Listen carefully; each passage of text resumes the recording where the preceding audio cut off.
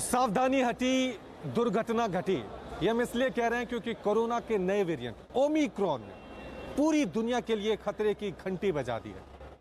कहा यह जा रहा है कि ये जो नया स्वरूप है कोरोना का, ये डेल्टा वेरिएंट से भी ज्यादा खतरनाक है और WHO ने इसको लेकर चेतावनी भी जारी कर दी है और कहा है कि ये जो नया वेरिएंट है ये बहुत ज्यादा खतरनाक है।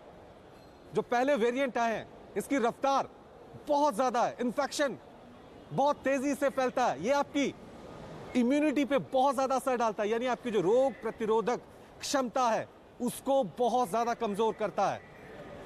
भारत में भी इसको लेकर तैयारियां शुरू हो गई हैं। हम इस वक्त दिल्ली एयरपोर्ट में मौजूद हैं। हम बार बार कह रहे हैं कि कोरोना का जो ये नया वेरिएंट है ओमिक्रॉन, ये अभी तक भारत नहीं पहुंचा है। अगर भारत पहुंचेगा तो एयरपोर्ट के रास्ते, अंतर्राष्ट्रीय यात्रियों के रास्ते, तस्वीरें आप देख सकते हैं किस तरह से अंतर्राष्ट्रीय यात्री अभी एयरपोर्ट से बाहर निकल रहे हैं। एयरपोर्ट के अंदर इनका कोरोना टेस्ट किया जा रहा है, RT-PCR रिपोर्ट के बाद ही इनको बाहर जाने दिया जा रहा है। जिन देशों में ओमिक्रॉन सबसे ज्यादा फैला है उन यात्रियों के साथ और भी ज्यादा सख्ती बरती जा रही है, चेकिंग वहां पे पूरी तरह से की जा रही है। कहा यह जा रहा है कि जो भी अंतर्राष्ट्रीय यात्री एयरपोर्ट पहुंचेंगे उनको एक फॉर्म भरना होगा, अपनी पूरी जानकारी देनी होगी, अपनी पूरी डिटेल देनी होगी। The very day the World Health Organization identified the new variant, I took immediate steps to restrict travel from countries in southern Africa. But while we have that travel restrictions can slow the speed of Omicron, it cannot prevent it. But here's what it does. It gives us time. It gives us time to take more actions, to move quicker, to make sure people understand you have to get your vaccine. तो देश के अलग अलग राज्यों ने भी इस नए वेरिएंट से निपटने के लिए तैयारियां शुरू कर दी हैं। दिल्ली के मुख्यमंत्री अरविंद केजरीवाल ने केंद्र सरकार से अपील की है कि अंतर्राष्ट्रीय उड़ानों पर रोक लगा दी जाए। उन्होंने ट्वीट किया है, अपने ट्वीट में क्या लिखा है वो भी आपको बता दें। अरविंद केजरीवाल ने ट्वीट किया है कि कई देशों ने ओमिक्रॉन प्रभावित देशों से आने वाली उड़ानें बंद कर दी हैं। हम देरी क्यों कर रहे हैं? पहली वेव में भी हमने विदेशी उड़ानें रोकने में देरी कर दी थी। अधिकतर विदेशी उड़ानें दिल्ली में आती हैं, दिल्ली सबसे ज्यादा प्रभावित होती है। प्रधानमंत्री जी कृपया उड़ानें तुरंत बंद कर दें। ये दिल्ली के मुख्यमंत्री अरविंद केजरीवाल केंद्र सरकार से गुहार लगा रहे हैं ट्वीट के जरिए कि जो इंटरनेशनल फ्लाइट्स हैं उन पे रोक लगनी चाहिए। पहली वेव में भी देरी की है और यही वजह है कि लगातार देश के अलग अलग जो राज्य हैं वहां पे इस कोरोना के नए स्वरूप से निपटने के लिए, लड़ने के लिए लगातार तैयारियां जो है वो शुरू हो गई हैं। वहीं आपको बता दें कि दिल्ली में ओमिक्रॉन को लेकर हाई अलर्ट है। लोगों से घरों में और इस वक्त एक बड़ी खबर आपको बता दें, संसद भवन में प्रधानमंत्री की वरिष्ठ मंत्रियों के साथ एक बैठक हो रही है। संसद सत्र पर चर्चा को लेकर यह बैठक की जा रही है। इस बैठक में गृह मंत्री अमित शाह के साथ ही राजनाथ सिंह और नरेंद्र सिंह तोमर भी मौजूद हैं। तो बैठक में अमित शाह मौजूद हैं, नरेंद्र सिंह मौजूद हैं, राजनाथ सिंह मौजूद है। प्रधानमंत्री नरेंद्र मोदी की तरफ से यह बैठक बुलाई गई है। वरिष्ठ मंत्रियों के साथ इस वक्त ये बैठक चल रही है, किस तरीके से संसद का सत्र सुचारू रूप से चलाया जाए, क्योंकि विपक्ष पूरी तरीके से एकजुट है और 12 विपक्षी सांसदों को जिस तरीके से निलंबित किया गया है उसके बाद लगातार विपक्ष की तरफ से बीजेपी और सरकार पर वार पलटवार किया जा रहा है। उनका साफ तौर पे कहना है कि ये अलोकतांत्रिक है और इसको लेकर ना तो हम माफी मांगने को तैयार है और ना ही झुकने को तैयार है। विक्रांत का एक बार फिर से रुक कर लेते हैं। विक्रांत, क्या कुछ अपडेट इस बैठक को लेकर? देखिए, प्रधानमंत्री संसद सत्र के दौरान अक्सर वरिष्ठ मंत्रियों के साथ बैठक कर संसद की गतिविधि को किस तरह सुचारू रूप से चलाया जा सके, किस तरह उसे जो गतिरोध अगर विपक्ष के साथ बन गया उसे दूर किया जा सके, इन सब चीजों पर चर्चा होती है। अभी फार्म बिल जो कानून थे वो कल सरकार ने उनकी वापसी के लिए एक बिल लेकर आई थी जो दोनों हंगामा जारी है। और दूसरा जो बड़ा मुद्दा सामने खड़ा हो गया है वो 12 सांसदों के निलंबन का मुद्दा है। उस पर विपक्ष एक साझी रणनीति बनाने की भी कोशिश कर रहा है, लेकिन सरकार के सूत्रों का साफ ये कहना है कि इस मामले में विपक्ष ने जिस तरीके का हंगामा किया था वो संसदीय लोकतंत्र की गरिमा के एकदम विपरीत था और इसी कारण उनके खिलाफ कार्रवाई हुई। उसमें किसी भी तरह की गलत बात की कोई गुंजाइश ही नहीं है। तो इन सब चीजों से कैसे आगे निकला जाए, कैसे संसद का गतिरोध निकले, इन सब चीजों पर चर्चा हो रही है। और आमतौर पर प्रधानमंत्री संसद सत्र के दौरान अपने 11 बजे से पहले जो संसद का समय होता है उससे पहले वरिष्ठ मंत्रियों के साथ संसद भवन परिसर में ही कार्यालय में बैठक करते हैं। बिल्कुल, संसद सत्र की शुरुआत 11 बजे से होने वाली है, लेकिन उससे पहले वरिष्ठ मंत्रियों के साथ प्रधानमंत्री नरेंद्र मोदी ने ये बैठक बुलाई है और चर्चा की जा रही है कि संसद की गतिविधियों को किस तरीके से आगे बढ़ाया जाए। शुक्रिया विक्रांत यादव इस तमाम जानकारी के लिए आपका। तो हम बार बार कह रहे हैं कि सावधानी हटी, दुर्घटना घटी। दिल्ली इंटरनेशनल एयरपोर्ट पे हम मौजूद हैं। यहाँ पे तमाम यात्रियों की पूरी तरह से चेकिंग की जा रही है। एक एक यात्री जो भी आ रहे हैं उनकी RT-PCR रिपोर्ट देखी जा रही है। बार बार यहाँ पे अनाउंसमेंट भी की जा रही है कि आप मेट्रो का जो कॉरिडोर है वहाँ पे RT-PCR टेस्ट करा सकते हैं, पार्किंग एरिया है वहाँ पे RT-PCR टेस्ट करा सकते हैं। देश के अलग अलग राज्यों में इसको लेकर तैयारियां चल रही हैं। देश की राजधानी दिल्ली में इसको लेकर दिल्ली सरकार ने खास तैयारियां करना शुरू कर दिया है। वहीं न्यूज़ 18 की टीम ने LNJP अस्पताल के डायरेक्टर सुरेश कुमार से खास बातचीत की है। उन्होंने क्या कुछ कहा है, सुनिए। ओमिक्रॉन दुनिया भर में दहशत फैला दी है। पहले इस वायरस के बारे में आप बताएं, नए वेरिएंट के बारे में, कितना खतरनाक है और क्या सावधानियां लोगों को बरतनी चाहिए? ओमिक्रॉन जो वायरस है जो अभी साउथ अफ्रीका में सबसे ज्यादा फैला हुआ है, और इसका जो यदि हम देखें कि जो वायरस का जो म्यूटेशन है जी, वो डेल्टा वायरस के मुकाबले में 30 से 40 टाइम्स ज्यादा म्यूटेशन हो रहे हैं, क्योंकि डेल्टा ने 100 से ज्यादा देशों में तबाही मचाई। उसके मुकाबले में ये उससे भी ज्यादा तेजी से फैलता है, ट्रांसमिशन उससे ज्यादा हो रहा है। और आपने देखा होगा कि पिछले एक वीक में ही 10 से ज्यादा देशों में ये ऑलरेडी फैल चुका है। इंडिया में अभी क्योंकि इसका जीन सिक्वेंसिंग से ही पता चलेगा, तो हमारी जो टेस्टिंग कैपेसिटी है वो काफी अच्छी है। और जीन सिक्वेंसिंग से निश्चित रूप से जो ट्रेवलर है, इंटरनेशनल ट्रेवलर हैं जो अफेक्टेड कंट्रीज से आते हैं, तो उनका एयरपोर्ट पे सर्विलेंस सिस्टम बहुत ही स्ट्रांग है हमारा भारत सरकार। अस्पतालों में बहुत जो सुविधा है वो बढ़ाने की बात कही जा रही है, बेड्स बढ़ाने की बात कही जा रही है। आज मुख्यमंत्री उसको लेकर बैठक भी करने वाले हैं। LNJP वो अस्पताल है जब डेल्टा वेरिएंट था, सेकेंड वेव में सबसे ज्यादा मरीजों का इलाज यहाँ हुआ। ओमिक्रॉन के लिए आपने क्या फैसिलिटीज यहाँ पर रखी हैं, किस तरह के इंतजाम यहाँ पर रखे हैं इस अस्पताल में? माननीय मुख्यमंत्री जी ने हमें निर्देश दिया है कि हमें थर्ड वेव का युद्ध स्तर पर हम तैयारी रख रहे हैं जारी। हमने बेड्स बढ़ाए हैं, ICU बेड्स के नंबर बढ़ाया है। इसके साथ साथ ही ओमिक्रॉन के लिए हमने विशेष रूप से तैयारी की है। हमने अलग से एक आइसोलेशन वार्ड बनाया है, और यदि कोई भी सस्पेक्टेड पेशेंट आता है तो उसको हम अलग से रखेंगे। इसके साथ साथ हमें ट्रीटमेंट के लिए भी विशेष व्यवस्था की है। Treatment, isolation and diagnosis and gene sequencing, ये सब व्यवस्था लोकनायक में हम करने जा रहे हैं। तो हम लगातार आपको कह रहे हैं कि कोरोना के इस नए वेरिएंट की वजह से पूरी दुनिया में खौफ है, डर है, लेकिन हम कह रहे हैं डर और खौफ से ज्यादा जरूरी है सावधान और सतर्क रहना। इसी तरह से हम कोरोना के खिलाफ लड़ाई लड़ सकते हैं। और कोरोना बदलते वक्त के साथ अपना स्वरूप भी बदल रहा है, नए नए वेरिएंट सामने आ रहे हैं। कौन कौन से वेरिएंट अभी तक सामने आ चुके हैं वो आपको जानकारी देते हैं। आपको बता दें कि सबसे नया जो वेरिएंट है ओमिक्रॉन, दक्षिण अफ्रीका में मिला है। 99 से ज्यादा मरीज इसके सामने आ चुके हैं, और इसकी वजह से अब पूरी दुनिया में खौफ है, चिंता बढ़ गई है। जबकि इसके पहले 2020 के आखिर में भारत में कोरोना का डेल्टा वेरिएंट मिला था, और इस वेरिएंट ने किस कदर तबाही मचाई थी ये कोई भी भारतीय नहीं भूला होगा। ऐसा कोई नहीं होगा जिसने इस दूसरी लहर में किसी अपने को या किसी अपने जानने वाले को खोआ नहीं होगा। इसलिए हम कह रहे हैं कि लड़ाई अभी खत्म नहीं हुई है, इससे लड़ना है। वहीं कोरोना के एक और वेरिएंट 2020 के आखिर में ब्राजील में मिला था। इस वेरिएंट को गामा नाम दिया गया था, और 2020 की शुरुआत में दक्षिण अफ्रीका, वहां पर जो नया वेरिएंट मिला था उसे गामा नाम दिया गया था। और आपको बता दें कि दक्षिण अफ्रीका में जो वेरिएंट मिला था उसे बीटा नाम दिया गया था। जबकि कोरोना का अल्फा वेरिएंट 2020 के आखिर में ब्रिटेन में मिला था, और 2021 की शुरुआत में कोलंबिया में कोरोना का म्यू वेरिएंट मिला था। और जबकि 2020 के आखिर में पेरू में कोरोना का लैम्डा वेरिएंट पाया गया था। तो कोरोना बदलते वक्त के साथ अपना स्वरूप भी बदलता जा रहा है, और लगातार इसको लेकर सतर्क रहना, सावधान रहना बहुत जरूरी है। और हम बार बार कह रहे हैं कि कोरोना दूसरे मुल्कों से अंतर्राष्ट्रीय यात्रियों के साथ पहुंच रहा है। यही वजह है कि इस वक्त हम दिल्ली के इंटरनेशनल एयरपोर्ट पर हैं, जहां पर विदेशी आते हैं, दूसरे देशों से तमाम यात्री आते हैं। अगर उनकी जांच सही से नहीं की जाए तो यहीं पर बड़ी चूक हो सकती है। यहीं पर सावधानी, यहीं पर पाबंदियों की जरूरत है। और तस्वीरें हम आपको लगातार दिखा रहे हैं किस तरह से यहां पर पूरी तरह से जो भी अंतर्राष्ट्रीय यात्री आ रहे हैं उनकी चेकिंग की जा रही है।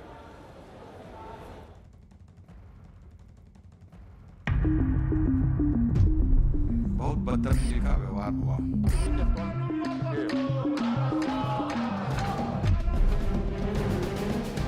डराना और धमकाना ये उनकी आदत बन गई है। ये वो डरी हुई सरकार है जो जवाबदेही से भागती है।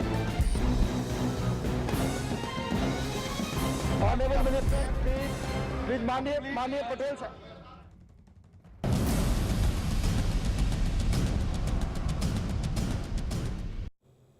और इस वक्त बड़ी खबर आ रही है संसद से, जहां मॉनसून सत्र में हंगामा करने वाले 12 सांसदों के निलंबन पर सियासत गर्मा गई है। विपक्ष इस फैसले को अलोकतांत्रिक बता रहा है और इस मामले में आगे की कार्रवाई पर चर्चा करने के लिए कांग्रेस की अध्यक्षता में विपक्षी दलों की बैठक चल रही है। इस बैठक में सोनिया गांधी, राहुल गांधी शामिल हैं। इस बैठक में आपको बता दें कि 16 पार्टी के नेता भी मौजूद हैं। Shiv Sena, RJD, CPI, CPM, RSP और टीआरएस के नेता भी इस बैठक में शामिल हैं। इसी बीच निलंबित सांसदों ने माफी मांगने से साफ इनकार कर दिया है। कांग्रेस नेता मल्लिकार्जुन खड़गे ने साफ कर दिया है कि माफी मांगने का सवाल ही नहीं उठता।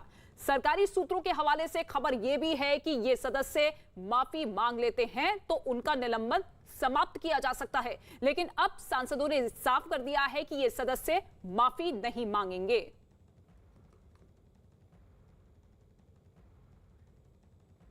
माफी मांगने का तो सवाल नहीं है। एक दूसरा क्या है, किस ढंग से उन्होंने सस्पेंड किया है वो rules, regulations, business transaction rules के खिलाफ किया है।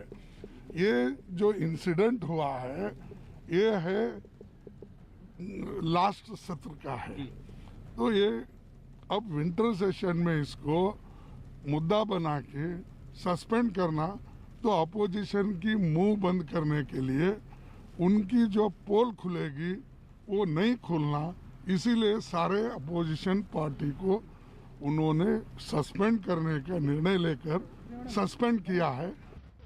देखिए, इसके पूरे आसार पहले से ही बताए जा रहे थे कि संसद का शीतकालीन सत्र यहां पर हंगामेदार रह सकता है। कल ठीक बिल्कुल वैसी ही तस्वीर सामने आई और खासतौर से जब राज्यसभा के 12 सांसदों को पूरे सत्र के लिए निलंबित कर दिया गया। हालांकि अब कहा जा रहा है कि माफी वो मांगेंगे नहीं, चाहे उसके बाद उनका निलंबन यहां पर यूं ही बरकरार क्यों ना रहे। लेकिन इस बीच राज्यसभा में विपक्ष के नेता मल्लिकार्जुन खड़गे ने विपक्षी दलों की एक बैठक यहां पर बुलाई है ताकि इस पूरे मुद्दे को लेकर, इस निलंबन को लेकर जो है वो रणनीति यहां पर विपक्षी पार्टियों के जरिए तैयार की जा सके। पर इस बीच सामने तस्वीर आ रही है टीएमसी को लेकर कि टीएमसी इस बैठक में शामिल यहां पर नहीं हो सकती, उसने इस बैठक से किनारा कर लिया है। हालांकि जिन 12 सांसदों को राज्यसभा के इस पूरे सत्र से निलंबित किया गया है उनमें 2 टीएमसी के सांसद भी शामिल हैं, लेकिन टीएमसी इस पूरे मुद्दे को लेकर अपनी अलग रणनीति यहां पर तैयार करती हुई नजर आ रही है और मल्लिकार्जुन खड़गे के जरिए बुलाई गई विपक्षी दलों की इस बैठक से टीएमसी का किनारा यहां पर सामने आ रहा है। मॉनसून सत्र जिस तरह से हंगामेदार रहा था, लेकिन 11 अगस्त को संसद की गरिमा को ठेस पहुंचाने वाली जो तस्वीर यहां पर सामने आई थी, उसके चलते कहा यह जा रहा है कि अब जो 12 सांसद राज्यसभा से पूरे सत्र के लिए निलंबित किए गए हैं, अगर वो माफी मांगते हैं तो उनका निलंबन वापस लिया जा सकता है, यानी कि वो दोबारा से संसद के शीतकालीन सत्र में अपनी भागीदारी, अपनी हिस्सेदारी निभा सकते हैं। लेकिन ठीक इसके उलट यहां पर कहा जा रहा है कि जो मल्लिकार्जुन खड़गे की तरफ से भी आया कि माफी तो वो इस मुद्दे पर नहीं मांगेंगे। तो राज्यसभा में जिस तरह से 12 राज्यसभा सांसदों को निलंबित कर दिया गया पूरे सत्र के लिए। उसे लेकर आप तक हम अपडेट पहुंचा रहे हैं क्योंकि सियासत जो है विपक्षी पार्टियों के जरिए अब इस पर गर्मा गई है। जानकारी आप तक पहुंचा दें कि अगर अपने बर्ताव के लिए ये सांसद यानी कि जिन्हें निलंबित किया गया है वो माफी मांगते हैं तो उनका निलंबन वापस लिया जा सकता है। एक बार फिर से वो शीतकालीन सत्र का हिस्सा बन सकते हैं अगर उपराष्ट्रपति से वो माफी मांगते हैं कि उन्होंने संसद की गरिमा को जिस तरह से ठेस पहुंचाई वो गलत था। आपको याद भी होगा कि इस पूरी तस्वीर को लेकर मॉनसून सत्र में किस तरह से 11 अगस्त को जब ये सांसद आपस में खींचतान करने लगे थे तो मार्शल जो है उन्हें यहां पर पहुंचना पड़ा था, उन्हें आना पड़ा था और इसके बाद वेंकैया नायडू जो हैं वो भावुक तक हो गए थे। उन्होंने कहा था कि संसद की गरिमा को, लोकतंत्र के मंदिर में किस तरह से ठेस पहुंची है, किस तरह से लोकतंत्र के मंदिर को अपवित्र यहां पर इनके जरिए किया जा रहा है, इसको कहते कहते वो खुद भावुक भी यहां पर हो गए थे। यानी इतना कहा जा सकता है कि फिलहाल विपक्षी पार्टी माफी के मूड में नहीं है और अगर ऐसा नहीं होता तो पूरे सत्र के लिए निलंबन उन्हें यहां पर अब झेलना ही होगा, सहना ही होगा क्योंकि मॉनसून सत्र जब चल रहा था जो कि पेगासस मुद्दे को लेकर हंगामे की भीड़ भी चल गया और दोनों सदनों की कार्रवाई एक बार फिर से शुरू हो गई है। कल शीतकालीन सत्र की शुरुआत यहां पर हुई थी यानी कि 29 नवंबर जो कि अब 23 दिसंबर तक यहां पर चलेगी। कुछ महत्वपूर्ण बिल हैं जिनका पारित होना यहां पर सरकार की प्राथमिकता है लेकिन विपक्षी पार्टियों ने तमाम मुद्दों को लेकर रणनीति यहां पर तैयार कर रखी है। फिलहाल लोकसभा राज्यसभा की कार्यवाही एक बार फिर से शुरू हो चुकी है। जानकारी आप तक पहुंचा दे कि कल जिस तरह से हंगामा हुआ, मंत्री जी से ये जानना चाहता हूं क्या हमारे बुंदेलखंड क्षेत्र में A2 मिल्क सदस्यगण, मान्य सदस्यगण, ये प्रश्नकाल है। आपको प्रश्नकाल पे पर्याप्त समय, पर्याप्त अवसर दूंगा मैं। आप चर्चा करने के लिए आए यहाँ पर तो चर्चा कीजिए। सदन में अच्छा सकारात्मक संदेश जाना चाहिए। प्रश्नकाल पर आप हंगामा करते हैं, उचित नहीं है, नो, गलत है आपका। आप प्रश्नकाल पर चर्चा करिए, प्रश्न पूछिए, इतने महत्वपूर्ण सवाल हैं।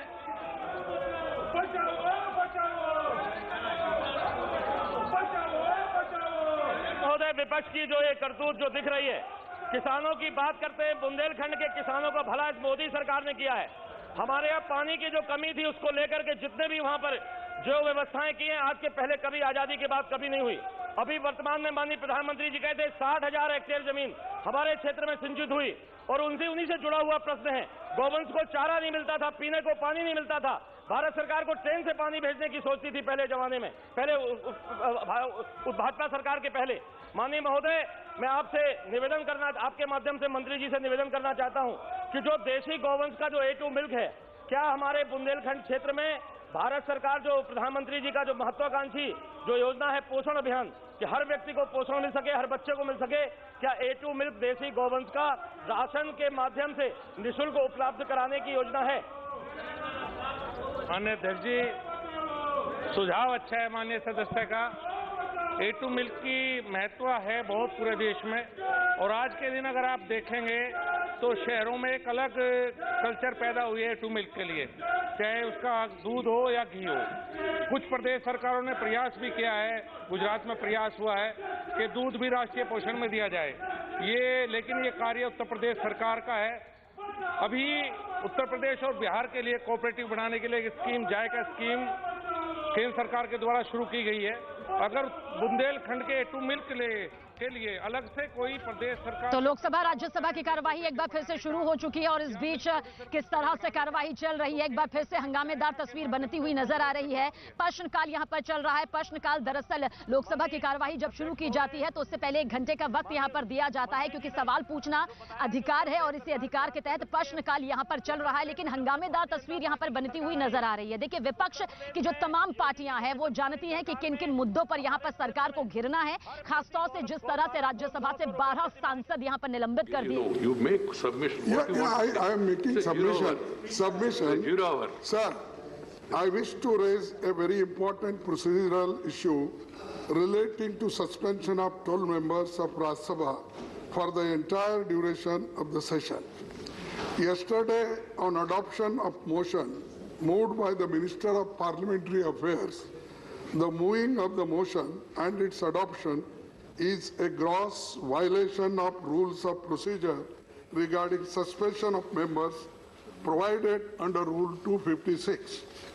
At the time the Minister was moving the motion, I sought to raise a point of order under the provisions of Rule 258 of the Rules of Procedure.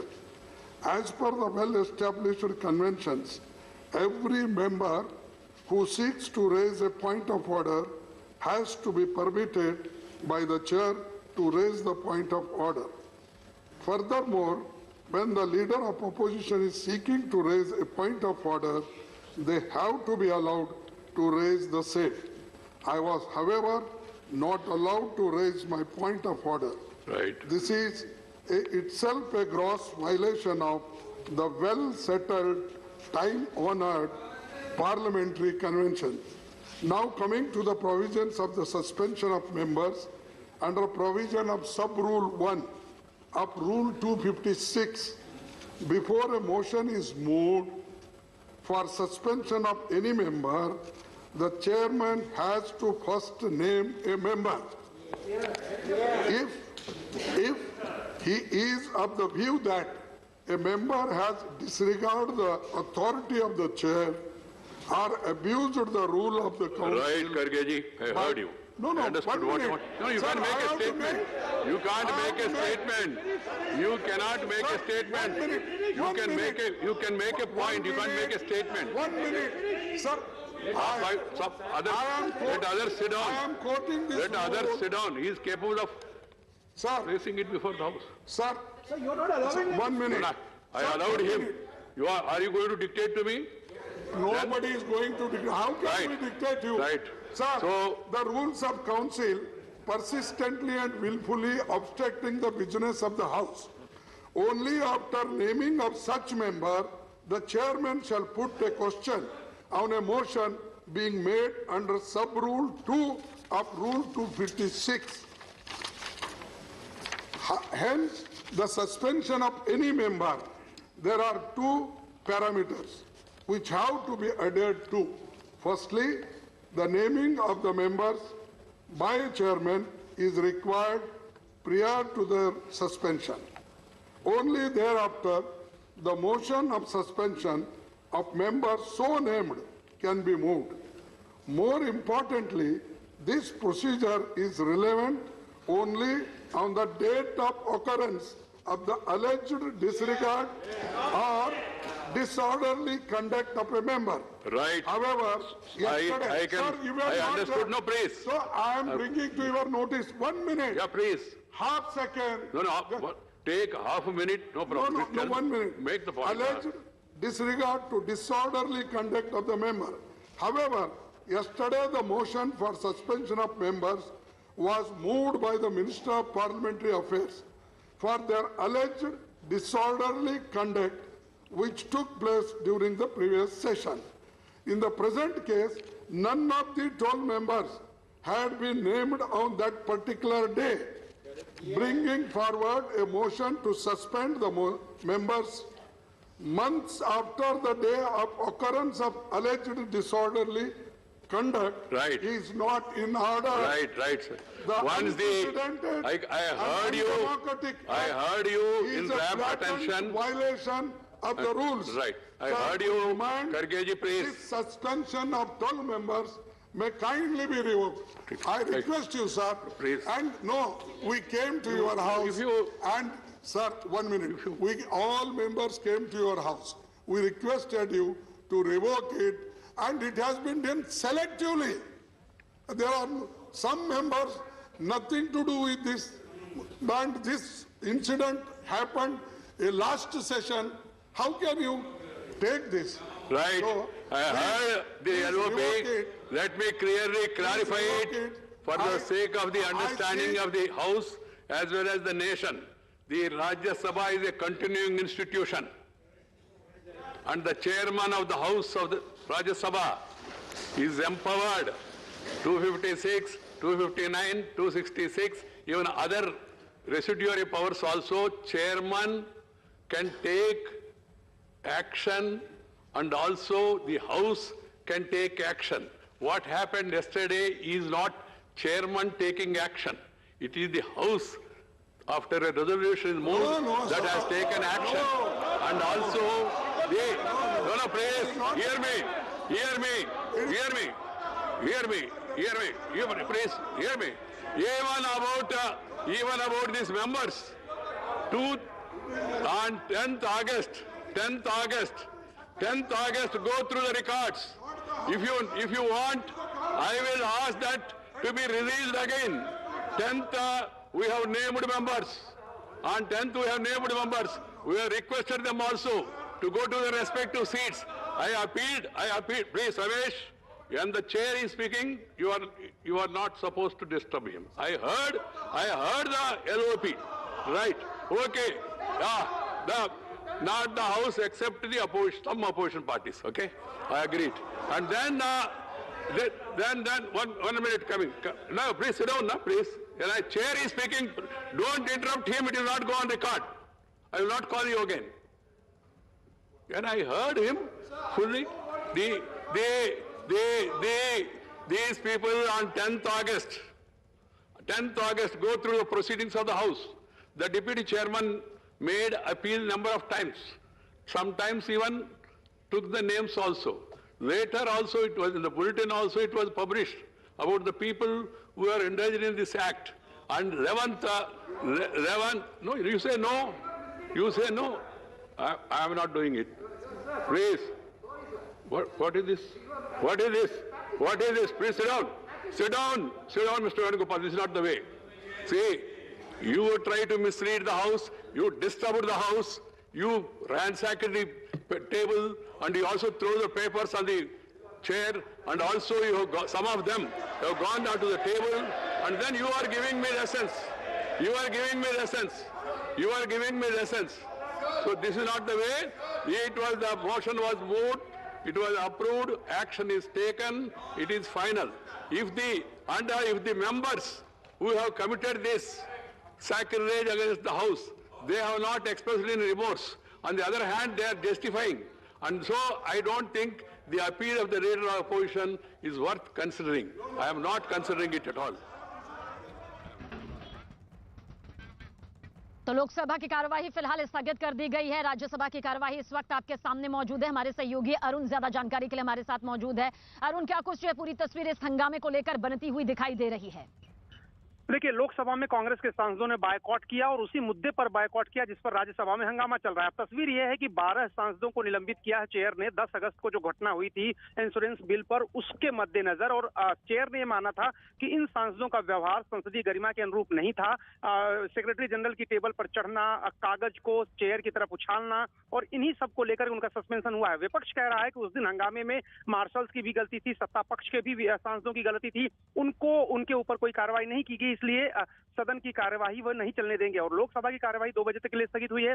Rajya Sabha में हंगामा हो रहा था। अभी चेयर ने स्पष्ट कर दिया कि इन सांसदों के निलंबन पर पुनर्विचार का कोई सवाल ही नहीं पैदा होता। ऐसे में यह तय है कि राज्यसभा में भी हंगामा होगा और हो सकता है कि विपक्ष राज्यसभा की कार्यवाही से बहिष्कार कर दे, यानी राज्यसभा की कार्यवाही में हिस्सा ही न ले। तो लोकसभा की कार्यवाही 2 बजे तक के लिए स्थगित कर दी गई है। राज्यसभा में भी हंगामेदार तस्वीर यहां से सामने आ रही है। साफ तौर पर यह कह दिया गया है कि फिलहाल जो फैसला यहां पर निलंबन का लिया गया है वो वापस नहीं लिया जा सकता, क्योंकि संसद की गरिमा, सदन की गरिमा को यहां पर ठेस पहुंचाई गई थी। 12 सांसदों का ये पूरा निलंबन जिस तरह से सामने आया, उसे लेकर अब सियासत तो गर्मा ही रही है। लेकिन इस बीच संसद के दोनों सदनों का अगर जिक्र करें तो फिलहाल लोकसभा की कार्यवाही 2 बजे तक के लिए इसी मुद्दे पर स्थगित कर दी गई है, क्योंकि पूरी तरह से हंगामेदार माहौल यहां पर बन गया था। अरुण, क्या कुछ अब कहा जा सकता है? पहले बीच में खबर निकलकर ये सामने आ रही थी कि अगर माफी मांगते हैं तो निलंबन जो है वो निरस्त किया जा सकता है, दोबारा से शीतकालीन सत्र का ये सभी सांसद हिस्सा बन सकते हैं। लेकिन फिर ये साफ मना कर दिया गया कि नहीं, हम माफी यहां पर नहीं मांगेंगे। इस तरह तो संसद का शीतकालीन सत्र भी क्या सिर्फ और सिर्फ हंगामे की भेंट चढ़ता हुआ दिखाई देता है?